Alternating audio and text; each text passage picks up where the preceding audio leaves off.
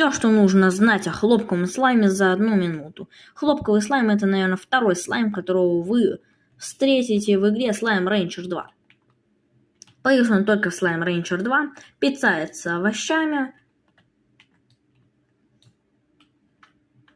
Содержать его лучше в высоком загоне, потому что он очень хорошо умеет прыгать и высоко. Ну, логично, потому что он заяц или кролик, что-то типа того.